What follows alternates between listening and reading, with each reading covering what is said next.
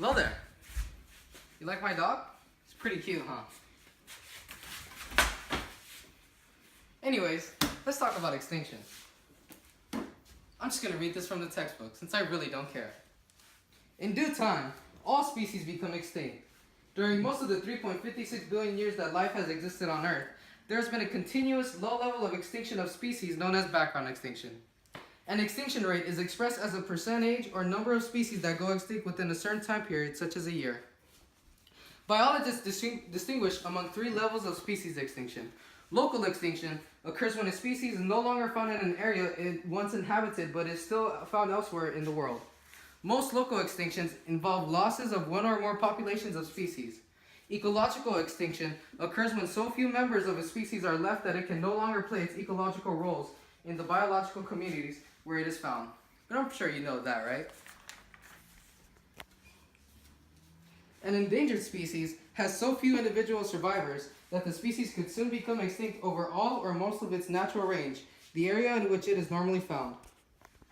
A threatened species, also known as a vulnerable species, is still abundant in its natural range, but because of declining numbers, is likely to become endangered in the near future.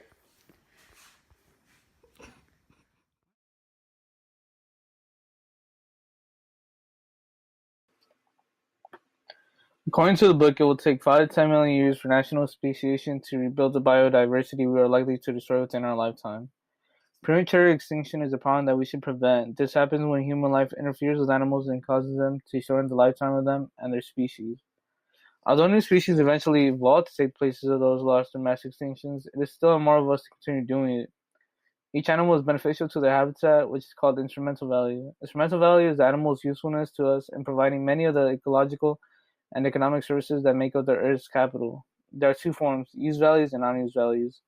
Use values benefit us in the form of economic goods and services, ecological services, recreation, scientific information, and the continuation of such uses for future generations. Non-use values like existence values, which is the satisfaction of knowing that nature exists. There are several types of non-use values like aesthetic value, which is the appreciation of a tree or tropical bird for its beauty. Bequest value is a third type of value based on the fact that people will pay to protect some forms of natural capital for use by future generations. Species diversity holds ecological value because it is a vital component of the key ecosystem functions of energy flow, nutrient cycling, and population control. In other words, the species and ecosystems provide essential ecosystems or natural services that sustain the Earth's life and economies. Going back to all the animals that we benefit from, each of our species is believed to have intrinsic or existence value based on its inherent right to exist and play its ecological roles, regardless of its usefulness to us. We should be more careful with the environment, especially in the essentials, since some biologists caution us to not focus primarily on protecting relatively large organisms. They remind us that the true foundation of the Earth's ecosystems and ecological processes is made up of invisible bacteria and the algae, fungi, and other microorganisms that decompose the bodies of larger organisms and recycle the nutrients needed by all life.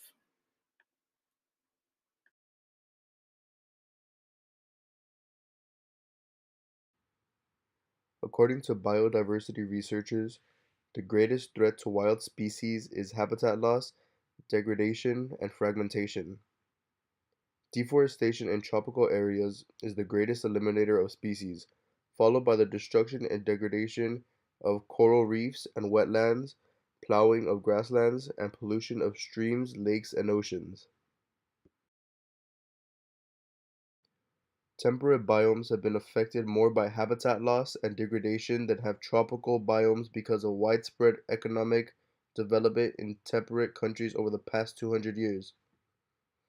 Such development is now shifting to tropical biomes. Island species are especially vulnerable to extinction when their habitats are destroyed, degraded, or fragmented. Habitat fragmentation occurs when a large area of habitat is reduced in area and divided into smaller, more scattered and isolated patches or habitat islands.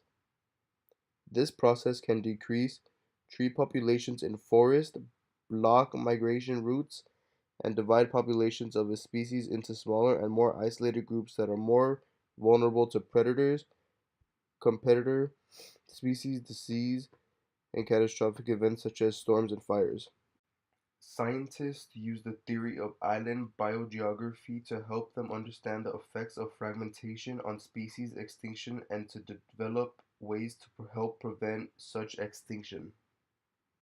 Approximately 70% of the world's nearly 10,000 known bird species are declining in numbers, and roughly one every eight of these bird species is threatened with extinction, mostly because of habitat loss, degradation, and fragmentation. About three-fourths of the threatened bird species live in forests, many of which are being cleared at a rapid rate, especially in the tropical areas in Asia and Latin America. Some protected species are illegally killed for their valuable parts or are sold live to collectors. Some poaching endangers many larger animals and some rare plants. Globally, this illegal trade in wildlife earns smugglers at least $10 billion a year, an average of $19,000 a minute. To poachers, a live mountain gorilla is worth $150,000, a giant panda pelt $100,000, a chimpanzee $15,000, an imperial Amazon macaw $30,000, and a Komodo dragon reptile from Indonesia $30,000. Tigers are also threatened because they are killed for their coats and body parts. The Bengal or Indian tiger is at risk because a coat made from its fur can sell for as much as $100,000 in Tokyo. Wealthy collectors have paid $10,000 to $20,000 for a Bengal tiger rug. In the last 2 decades, bushmeat hunting in some areas has skyrocketed as local people try to provide food for rapidly growing populations or seek to make a living by supplying restaurants with exotic meat. One problem today is that bushmeat hunting has led to the local extinction of many wild animals in parts of West Africa and has driven one species to complete extinction. It is also a factor in reducing gorilla, chimpanzee, elephant, and hippopotamus populations.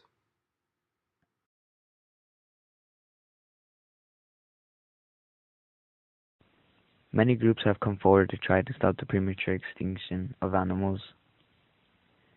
Either in land or sea, animals suffer from accidents caused by humans or purposely because of hunting or careless acts, such as pollution or global warming. There have been several international treaties to protect wild animals of the world. One example is CITES, the Convention of International Trade in Endangered Species of Wild Fauna and Flora. It is a treaty that has been signed by 172 countries to stop hunting, capturing, and selling of endangered species. There are many animals in different parts of the world that have a low population because most of them were killed off. In total, there are 900 species listed that cannot be traded as live specimens or wildlife products. With the CITES Treaty, it has helped reduce international trade in many threatened species, such as elephants. Only beginning with a few million at the turn of the 20th century, there were about 100,000 Asian elephants. Today, there are estimated to be 450,000 to 700,000 African elephants and between 35,000 to 40,000 Asian elephants. It's limited in some countries. Violators only pay a small fine. The CBD Biodiversity Treaty, ratified by 190 countries, excluding the U.S., on reversing biodiversity and control the spread of harmful invasive species. The Endangered Species Act of 1973, aimed at identifying endangered animals in the U.S. Many organizations came out to help the environment, such as NMFS, identifying endangered species in the ocean, while the USFWS aimed at any other species above water. Offenses committed on private lands can go as far as paying up to $100,000 and 1 year in prison to ensure protection of the habitats of endangered species. Why am I doing this? I mean, it's not like you guys even care. All you guys want to do is fool around in class. What am I doing?